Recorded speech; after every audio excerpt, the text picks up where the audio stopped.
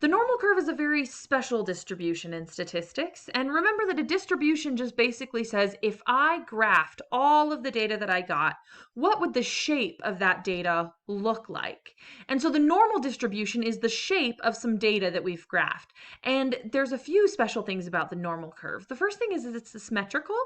So 50% is on one side, 50% is on the other, and we could basically just fold it in half and it would look the same, right?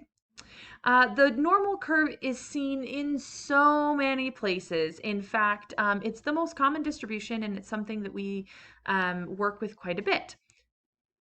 The other thing we know about the normal curve, though, is that it follows this special rule that helps us figure out where data is in a distribution. So if we know that something is normally distributed, we can actually find where some of the data is going to be. So we know that in a normal curve, 68% or about 68% of the data is within one standard deviation of the mean. So in this case, say this data has a mean of 50 and a standard deviation of 10. Then we would know that 68% of the data that we collected is somewhere in between 40 and 60, because that's one standard deviation away. We would also know that 95% of the data is within 2 standard deviations of the mean, and 99.7% of the data is within 3 standard deviations of the mean.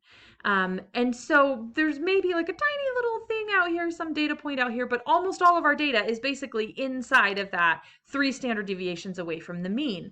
This rule that tells us this about normal curves is called the empirical rule. And sometimes people refer to it as the 68, 95, 99.7 rule because that's what it is, right? It just tells us that the probability of one of our data points being within 3 standard deviations of the mean is 99.7%, or say 99.7% of people fall within 3 standard deviations of whatever our mean is.